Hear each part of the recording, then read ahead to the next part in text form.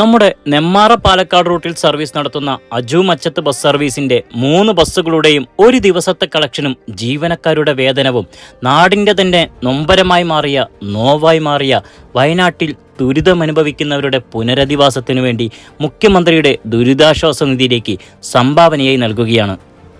വയനാട് മുണ്ടക്കൈ ചൂരൽമല ഉരുൾപൊട്ടലിന്റെ ഭാഗമായിട്ട് ഇന്നത്തെ ഞങ്ങളുടെ 3 വണ്ടിയുടെ കളക്ഷനും ഞങ്ങളുടെ സ്റ്റാഫുകളുടെ സാലറിയും മുഖ്യമന്ത്രിയുടെ ദുരിതാശ്വാസ നിധിയിലേക്ക് നൽകാൻ തീരുമാനിച്ചിരിക്കുകയാണ്.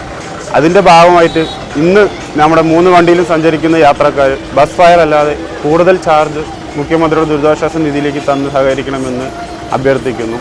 ഇന്നത്തെ ദിവസം, അതായത് ഓഗസ്റ്റ് 5 തിങ്കളാഴ്ച, അജു മച്ചത്ത് ബസ്സിൽ കയറുന്ന യാത്രക്കാർ ഇവർ നീട്ടുന്ന ബക്കറ്റിലേക്ക് നിങ്ങളാൽ കഴിയുന്നൊരു തുക സംഭാവനയായി നൽകി വയനാട്ടിൽ ദുരിതത്തിലായ ഉറ്റവരെയും ഉടയവരെയും നഷ്ടപ്പെട്ട, ഒരു ആയുഷ്കാല സമ്പാദ്യം മുഴുവനും നഷ്ടപ്പെട്ട ആയിരക്കണക്കിന് ആളുകളുടെ പുനരധിവാസ പ്രവർത്തനത്തിൽ പങ്കാളികളാകണമെന്ന് വിനയത്തിന്റെ ഭാഷയിൽ അഭ്യർത്ഥിക്കുകയാണ്. ഇതുകൂടാതെ തൃശൂർ കൊല്ലങ്കോട് വണ്ടിത്താളം റൂട്ടിൽ സർവീസ് നടത്തുന്ന മുഹബത്ത് ബസ്സിലെയും ഈ ഒരു ദിവസത്തെ മുഴുവൻ കളക്ഷനും മുഖ്യമന്ത്രിയുടെ ദുരിതാശ്വാസ നിധിയിലേക്ക് സംഭാവന നൽകുന്നുണ്ട്.